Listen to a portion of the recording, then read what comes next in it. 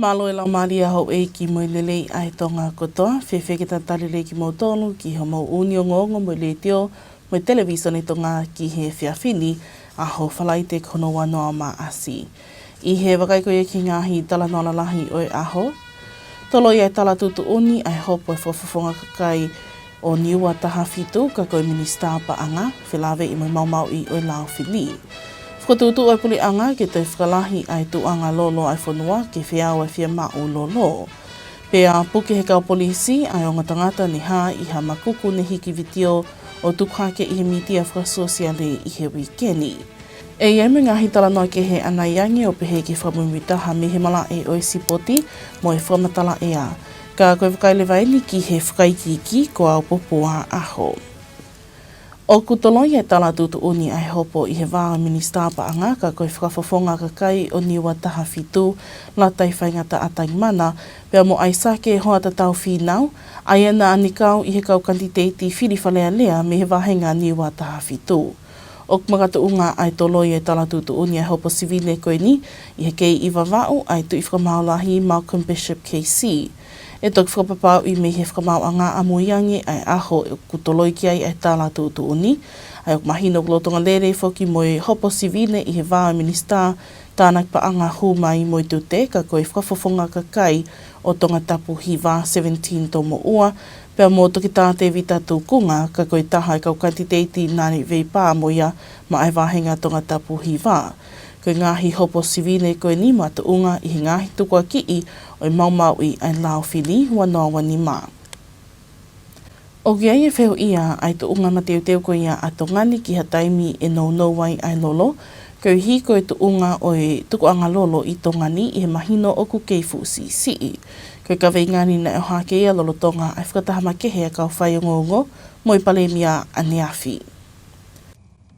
I he mea i palemia no pere whawhanua, na whaia lelea mo Amerika ke nau tokonia tongani, ke whakalahi e tukuanga lolo, ke toi liunga ua i he tukuanga lolo tonga, ke huika malawa ke whiau e ngahi whia mau e kakai o e whanua. Koe tunga ko kia koe ni e tau tuanga lolo, na e kauwhaki i he kawhinga mahu inga nei o mai e Deputy Secretary koe ni a State kona Amerika, Christopher Landau, na e ho haa Amerika ke na toko ni tunga koe ni ai maonga iwi lolo koe ni a tonga ni. Pea o tonga whai e ngahi area pau mo i kautaha, ke hiki ake tunga lolo o riunga ua e tunga ko kia koe aho ni. I he kautaha pene ta. I taim te tau pe o tonga ia e ngahi palani ai kautaha e taha ke whahoko ngau e ta tau pe. Ai a koe tunga ko kia koe tau lolo, mahare tok mahino, ia mahina e nima pe wha me ahoni. Ai ngahi a rea ko ia ka koe wha amu ke tāpolo e tunga lolo koe tongani. Liunga ua. Rea palani wanga pe e o ngongo no Moimoi. Ko ngai kono langa ha tukuanga lolo fo o. Ko ngai koe tukuanga lolo kono ko ai ke whai ngau ka pe hek fo whatu tāmaki ia ke whai ngau e taimini. Koe Moimoi pe ngai mea pene o hake pe. Koe ngahi palani koe ni koe ngahi palani motua. Koe ku mantui mahana o skamata pe ngahi area koe ni i he taimi o pureanga severe, i he waf mahiva, waf mawalu, pea mai ke he taimi koe ni o paremia tui whakano i he waf e hongo furu, wa mai ke waf taha nei ke i whai pe whatano ke mea koe nau ke uinga mai ki ai. Ke langa lolo, pa mo mai MRX, ai koe medium range tanker, koe uhi ki toi fōu mai i fisika e hau hanga tonu, o toi lahi ange lolo kuk o mai, ka uhi koe lahi koe ne tanke, ai waka tanke, whi mau i ke lahi ange tunga lolo koe tonga ni, ke tari aki ai tiriwa koe waka lolo kuk lahi. Koe ngai palani motu apea. Pea ukau i ngai area kuk whao koe aho ni. O tonga ni na e toi mea no pere whawhanua, na mahino koe panoparema na e whianga ngai mo tonga ni, he tau ko osi, toki ilo oku i kaike i ai haalea pau ai pure anga pe mo yongo kautaha lolo i tonga ni. Ka ko si tutu one ai pure anga ke whaihe tutu one ngā aue pau ke mui pau ki ai ai ongo kautaha lolo. Kau hi koe area pau nai toki mahino pe ia he taim koe nai mau koe ni whakalolo o e sia e tau mauanga lolo o ki kaike ia haalea pau ia e vai pure anga mo i kautaha lolo e wa. Pena o hake te vai tokanga ke whauharea pau. Ka honi tuko ni aho ni uki ke mauto e whahoko ngā koe ki harea pau. Ko hui ko os whahu mai ai regulation ke tūtun whakalao pe ngai mga tūnga ko whemau ke whahoko ki ukautaha. O hange koe kono whamalohi ai lahi lolo ko whemau ke nau mau. Koe mateuteu koe ni ki time ko koe ko ha whatama ki piko no.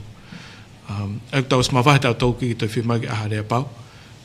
Tau hiki tau tau reta ai mini kulo tonga whau e regulation. Ai tūtun whakalao e ngahi tūnga ko ki ai ke whamalohi ki nau tau ke nau whai pau ki he whemau koe ni whonua. Ki toi whahata anoi ki aharea pau. O ku mahino koe are rea koe nina o si whamohi mei ulupe, tālu mehe wanoa taha whā, ka au ku whenga e pure anga ke lava o au sia e tau mua o e are rea koe ia i he wawe taha.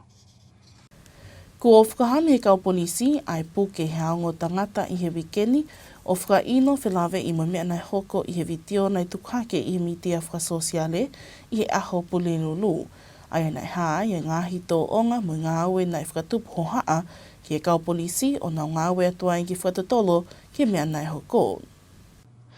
Nai pūkea i he kau polisi i he whiawhi pulelulu ai pe, e mata pure tau torongo fulutupu mi mataika o whakailo ki e whakahoko e whanata e whakalao o mea tau i he hala pure anga. Nā toi puke mua tangata tau whango fulutupu mi mai ni o whakailo ki e hala loto api. O ku kei hoko toi pia e ngau e kau polisi ki e kumi e whakailoa e taha ko tangata tau whango fulutupu pe mi mai ni. Nai puke whoki e kau polisi mo mea tau lai wholo ua ko mea tau te whakalao, aia ko mea tau ia nei ngau e aki i he makuku na e hā i he video he mitia whakasosiale. Nai tuku atu ai pe e tapou mi e kau polisi ki a taha o kune maa o whakamatala e ala tokoni ki e whakatotolo o whakahoko ki whetūtaki ki aptanga polisi o whitaha pe ko hiwa uoua. Mai o ngonga le te o televisione Tonga, Kwauri tea tau kapo. Pea, koe taha ngahi tau mua e pot ngā ue tak mamata ko no toi whakahoko e Polokalama Masani Connect, ko e Polokalama ngā ue ki he tauhi e ātakai ke maa mo Masani. O te wai e pot ngā ue tak mamata ki he whakahoko e Polokalama ngā weni o whakapapau i mai ai ko a weni i he wikeni ki he ngahi kolo pe kulupu whakakatoa e wahiwa ko nau osle sisita ke kau i he Polokalama Masani Connect o i tau wāwhe wau no. Koe taha whuki ene ngai tau mua nei whakatuo e potu ngāwe, ki au sia i he palani ngāwe, aho ngāwe e te au ai potu ngāwe. Ke toi whakamama whai e mau inga o tauhi o ātakai ke maa mo Masani, pia ke whakaai mo whakaivia ka kai o whonua, ngahi tōku i kolo, ke nauwhia ngāwe ke tauhi mo whakapapau i ai maa mo Masani ai ātakai. I o ngongo tuku atu me he potu ngāwe, nei whakamatalai e pule lahi leo leo, whatui ka vai lea. O ku nau whakatoa melie ki fōfua takai o aahi i he Polokalama Masani Connect o e tauni, i he tui e potu ngāwe koe ngāweni o ikai ngata pē i he lelei ke potu ngāwe, ka e lelei au pito whoki eni ki ngai tōku i kolo mo i whonua whaluku fua. Ko le sisita ki Masani Connect uanoa wano, o ku kei hoko atuia i he lolotongani aia o ku toi pē e wiki e taha, pia tāpuni a le sisita i he aho wa fitu o maasi. O hoko toi pēa whakaafe e potu ngāwe taki mamata ki kakai o whonua, ngāhi kulupu ngāwe pe tūku i kolo.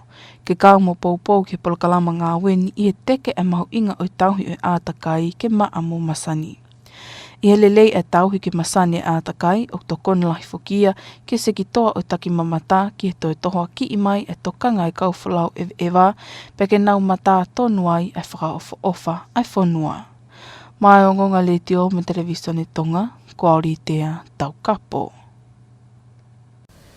Ko e ngahi o ngongo whakaloto whanua pēia, hoko mai o kahirieni ko piha o lia ia mo whamuitaha me he malae o sipoti.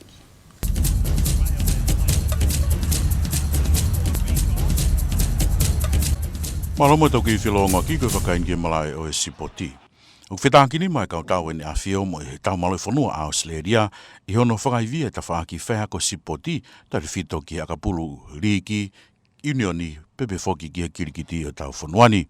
Nā te tanke wikeni e ako whawhai ako ke kau tawa ene afio, huruni mai mo ni me potunga polisi, ka sela ka pe foki ena e lai Tonga mo ino nga pulu i he polokalamani. Wharatau ki he whamatala me he ofisa me he kautawa ene afio, se mi stonki ki he ngonga le teo mo television Tonga, nane pehea ku mahu inga i polokalama koe ni ke tokonia ki nao tolu, i hono tataki ngahi timi i tarifito ki he sotia Tonga pe mo ni timi anga pulu i unioni. Nane pe foki o tokon lahi ako ku whakahoko ki no pao mo toloa ki ilo ki he sipoti i tarifito ki he akapulu pe au tokonia ki he potu ngā ue. Ko tui pe e toi ki whakalaka-lakange tau te fito ki he kau coaching e. Ai ko lere koni mau ki ako koni. O toi lere mau ki ako online. Ai ko ki e makatunga ko ki ma level 1 coaching ko e World Rugby. Ko pau ki whakahoko ko e fui le soni ni ma online. Te whakahoko mo CV ko ia ko ma o ko e fui CV ko mahinu ke pass te na wangarewa o certify o ato certificate mahinu ku ke qualify ke level 1 coaching i akapulu. Ai ko no lere ko ka matolu e potunga we e to tokola hiang ke mo mea i ku ko mau whakaunga tamako ni tokola mo ka uwake mo ngai potunga we ke ange ko sela ko police kau mai gai pe mo e kau ngawe me NRL pe pege union ko Tonga ni. Ai ko no lere yangi te mau te lawa whinga o aki. Pe mau taha e mau ngahi ilo, mau mea ko mau palani mau whututu ki ai, pe mea ai, ko tui pe whakalakalahi au pito e timi o kapuru e potunga o eki mu. Ro tonga ni ku whawhiawhia ki he ofisani ai polokalama koe ni, ai e whaku ia e ngahi ilo fo ou tene tanu maki e tau kei na nau whanonga mai mo ia, tare whito ki hala whanonga to tonu ke whanonga ai e tō taha whaia ko mono tataki ai timi taki taha. Koe te upepe koe skills maho inga taha ki au, ai na wako, koe whaunga koe ke te whakalere koe sporti. Koe fo i erito koe e coachingi, whaunga mo e stepu pe koe procedure koe koe no whakahoko, ka mata koe haho raki fōfua mea te ke whakahoko. Aluai ke kakano koe ia o coachingi, koe haho mea e whai loto ai, lolotonga koe ia e lere koe ia e whai ako, pe a whakaosi aki koe haho mea e whai. Ai au mei koe hae u ngahi pou turiki, pe koe ngahi mea koto pe mau ke mau. Mo whaunga o whakahoko koe ai coaching. Mahoko pe koe mea umaunga taiga au. Ro tonga nina he whae ofisa maarunga kune taki mai ai grupu me Australia ke nolo Richard Watson, tau mu ai polokalamani ke toi whakarolotoange ai ilo pe mui tau kei ai tonga ki he sipoti kai tarifito foki ki Akapuru Unioni mo kirikiti. Nāne toi whakahau ki ai ngahi polokalama ke he mui mai e hiri e ako koe au whakahoko, i he tau mu ai pe ke whakaivi e whaako sipoti, ka lama ke whakahoko, pe mo tokoni ke ngahi levolo maolalo ange, hange koe whanau ako mo e kahi kalapu sipoti whakakolo. I he taimne tau nei whahae ofisa whakalaka me he World Rugby, ka aku me mi pa he tau maloi whanua a Australia, Chloe Trey, o ku whiawhia ke te take a koe levolo uluaki, i whaako sipoti, pea mo toko hiva o manaki ke nau mau whakailonga, pea me he ako levolo uluaki koe ni kua whakahoko. Kai ke heo ku ia e tua merie, hoko le lea tono ngawe ake polokalama koe ni, tai whito ki heo no whakafoki mai mua kirikiti, hiriange tau lahi, ene motuhia moria i he ngahi whiauhi a Tonga ni. O ku kei veivei ua e tuunga ku ia e maratou Tonga e tala kone o sangata siasi, loko Pasifika Tonga, hiria honolerea ki i ki he wharemahaki a neafilo Tonga whamahosino a timi. Wharatau ki ripoti me kautaha ngongo ko ia Australia o ka waia Indigenous Australia. Nei whakatoa ngā i ambulance e nau ngāu e whakawawe ki he Wind Stadium, kai ke ilo e mga tuunga ai kafo ki a Pasifiki Tonga. Kai lo Tonga ni o te kia ki a whamatala whakapatono e me kalapuni, ka aku mahino e whakahoko e whakataha ka ofisia le me kau whaya ngongo ke whakamahino e tuunga ku ia e matatolu whita ai timi. Kai ke hene amanak foke wa inga Pacific Tonga he whipaki mo Paramata he Sāpate, ko whiahi foke ne ipo New South Wales ai au te keiki mahino hano whetongi i he wai ngani. Ko e sipoti pe ia ki Hawaii.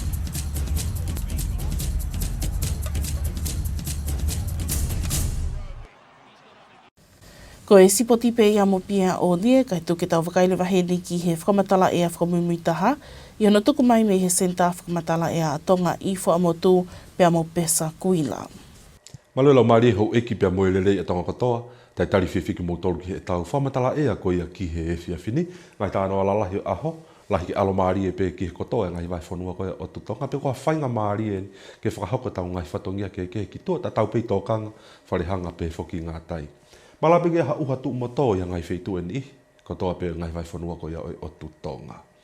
Kai he tau wakai ki he tau imisa te laite, whatonga iange, mei heongo niwa, wawa uha apai, Tongatapu pia mo ewa, lahi ke alo maari pe pia haa whafonga ola la a ke kotoa pe ngai vai whanua koe o tutonga, tuke hangi whanki au fia, o kune ngā unu mai me ta whakahake, malapege ni o mai ha uha tu mo tō ia ngai wheitu upe ni ihi o tutonga.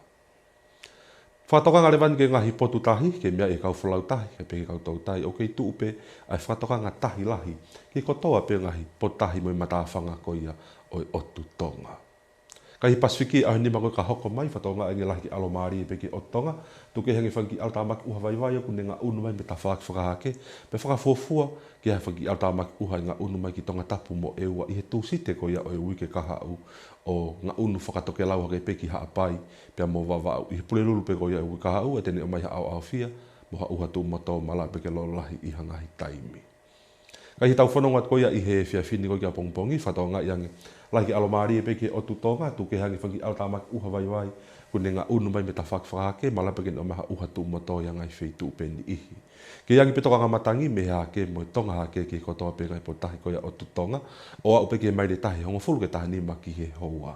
Maula o tahi le wako e fua mawhana, au peke tigiri se se ua wha ki he ua ono. Whamatala ea ko kia pongpongi, whatonga iange, whaau peke mawahet ki altamaki uha vai ko ni, pe mei wawa uka pe whoki haapai, i hoa pongpongi pe koe a pongpongi, pe alo maari ki kotoa ngai vai whanua koe o tutonga a pongpongi.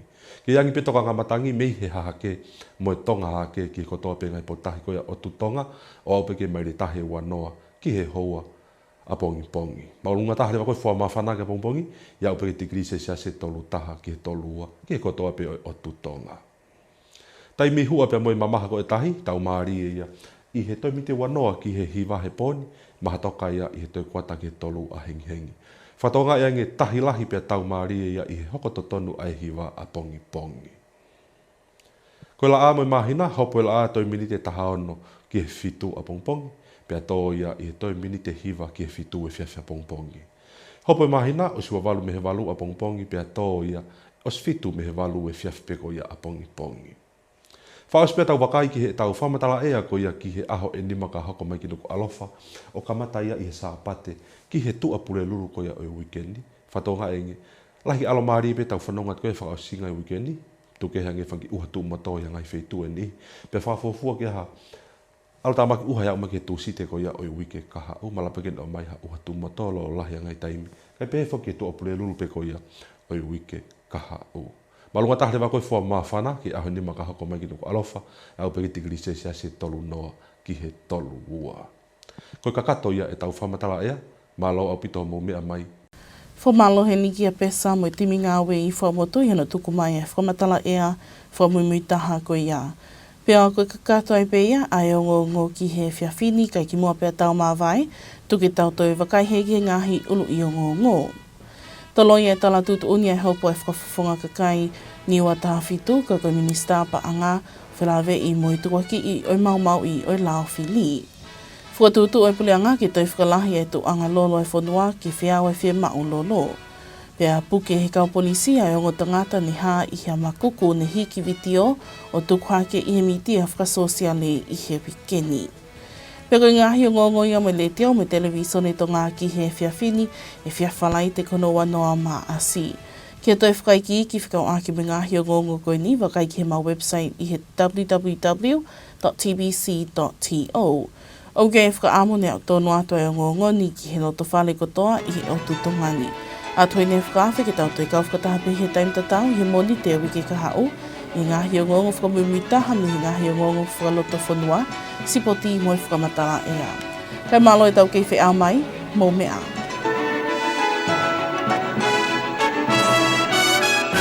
Good evening and welcome welcome to your English news package with radio and television Tonga News for this Friday evening, March 20th.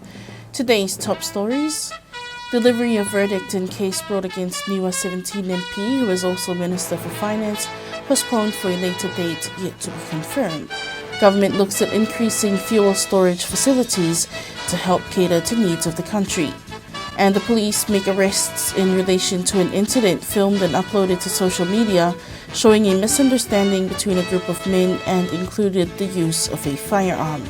We'll have these and more stories coming up later on in this bulletin, as well as the latest from the sports scene and the latest weather update to wrap up this hour's news package. Now for the news in detail, I'm Popoa Aho. The verdict in the case between the Minister of Finance, also the People's Representative for Niua 17, Natai Whaingata Atagmana, along with Aisake Hoatatau Finau, one of the candidates for Niua 17 in the 2025 election, has been postponed from today. The delay in delivering the decision in this civil case is due to the Lord Chief Justice Malcolm Bishop KC currently being in Vava'o, with the court set to later confirm the new date for the delivery of the verdict in this case. It is understood that there is also another civil case involving the Minister of Revenue and Customs, People's Representative for Tongatapu 9, Seventini Tomo'ua, and Dr. Devita Tukunga, who was also a candidate for the Tongatapu 9 constituency in last year's election. These civil cases are based on alleged breaches of the Electoral Act during the election last year.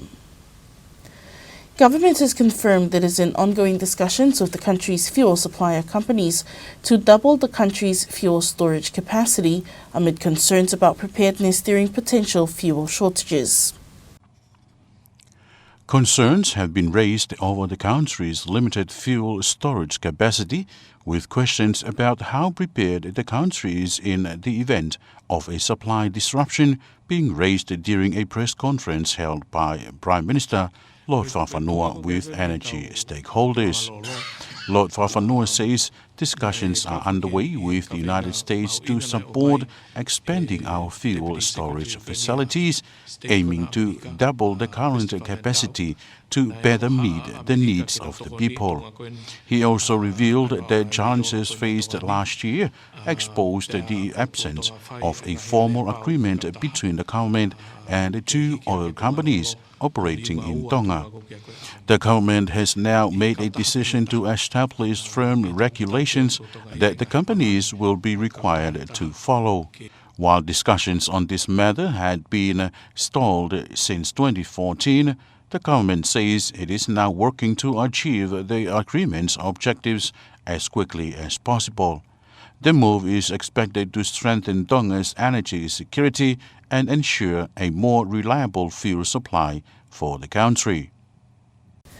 Police have confirmed the arrest of two men this week in connection with an incident shown in a video that was posted on social media on Wednesday. The video showed behavior and actions that raised concern for police, prompting them to investigate the incident.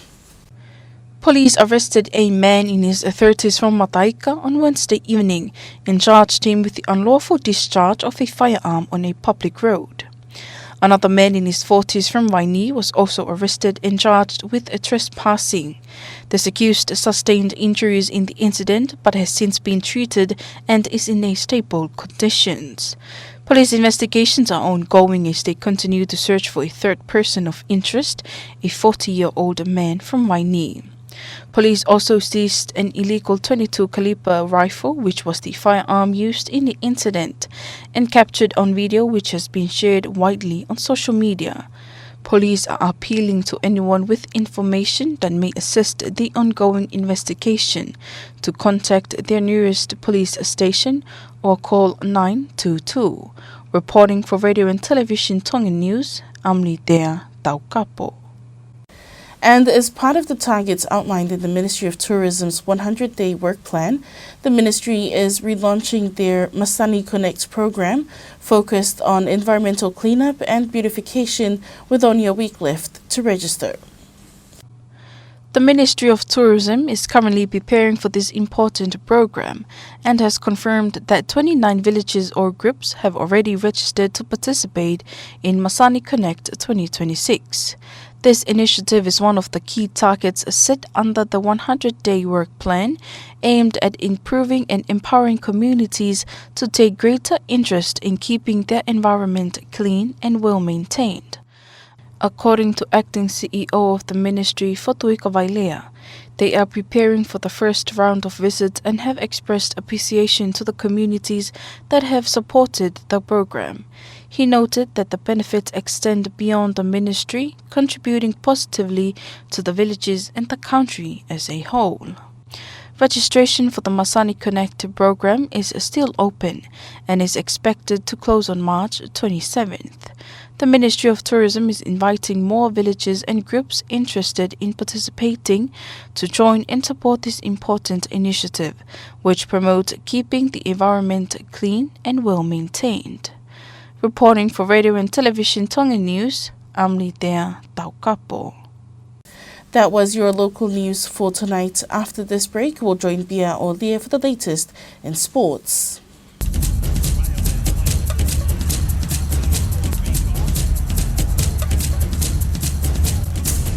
Welcome back in sport. His Majesty's Armed Forces is welcoming a sports development program delivered in partnership with Australian Defence Force Sports Branch. The program is part of the ADF International Sports Program, with the last visit held in 2023. The visiting team says the initiative reflects the strong partnership between Tonga and Australia, with participation from Tonga Police, prison officers, NRL Tonga and Tonga Rugby Union. During the visit, ADF coaches and trainers will work alongside local sporting bodies to share knowledge in rugby union, cricket and general sports training. Activities include practical coaching sessions, introductory cricket programs and sports training modules covering first aid, nutrition and sports taping. His Majesty's Armed Forces member, Sam Misitonki, told the Radio Tonga Sports News the program is an important opportunity to improve coaching knowledge and strengthen rugby development for future competitions. He adds the program will also help coaches and trainers gain new ideas in leading teams and supporting athletes across different sports. Officer in charge, Colonel Richard Watson, says the program aims to enhance local coaching knowledge and revive cricket in Tonga. We have been to Tonga before in 2023. We delivered similar sporting clinics and programs, and we hope this to be part of an ongoing level of engagement where we can build upon the skills, the knowledge and the experience across the community as well, with a particular focus on His Majesty Armed Forces, but also in other areas as required.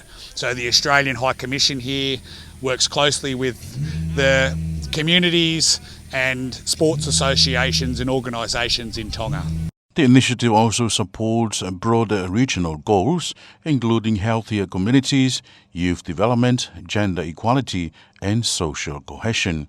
Meanwhile, Australian Defence Force member and World Rugby trainer Chloe Trey says 9 participants have already qualified as Level 1 coaches through the program.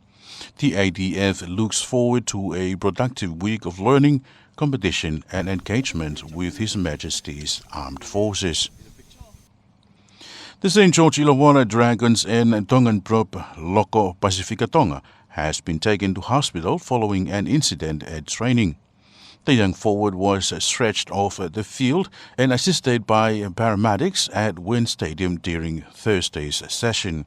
The club is expected to provide an update on his condition soon. Pacific Tonga had been named to play in this Sunday's New South Wales Cup match against Parramatta. And that's sports news.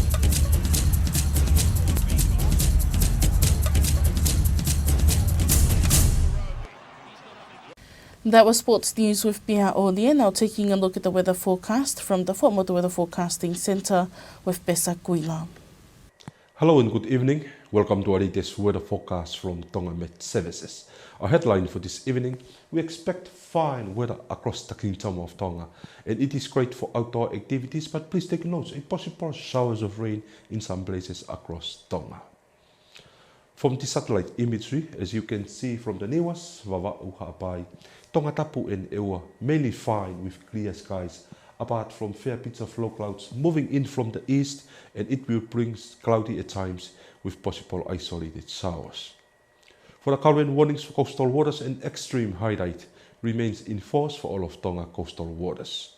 Across the region the next 5 days, as you can see, mainly fine over Tonga, apart from this trough developed to the east, and it is expected to approaching Tongatapu and Ewa by Tuesday next week and continue to moving north over Ha'apai and Vava'u on Wednesday next week, and it will bring cloudy with occasional showers next week for Tongatapu, Ha'apai and also Vava'u group. Let's bring in the weather closer to home into Island Division. From this evening until early tomorrow morning, we expect fine weather across Tonga apart from this weak trough approaching the group from the east, especially for the NIWAS, Vava'u and Ha'apai. East to southeasterly winds reaching up to 10 to 15 knots, and the overnight minimum temperature of around 24 to 26 degrees Celsius for all of Tonga.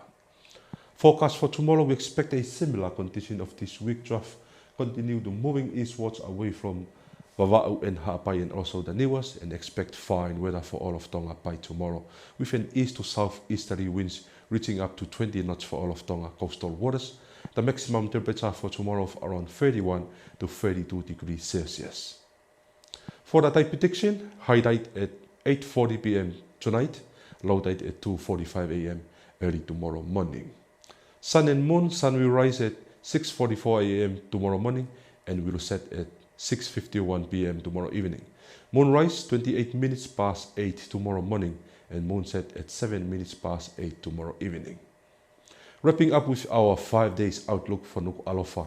Starting this Sunday until Thursday next week, we expect cloudy at times with scattered showers. Can be heavy at times, especially for Tuesday and Thursday next week. The maximum temperature the next 5 days for Nuku'alofa of around 30 to 32 degrees Celsius. Thank you for tuning in. Malo Obito. Have a great weekend. Thank you to Bessa and the team at the mid-service for that latest weather updates. That wraps up this hour's news package, but before we part, here's a final look at tonight's top stories. Delivery of verdict in case brought against Niua's 17 MP, who is also Minister for Finance, postponed for a later date yet to be confirmed. Government looks at increasing fuel storage facilities to help cater to the needs of the country.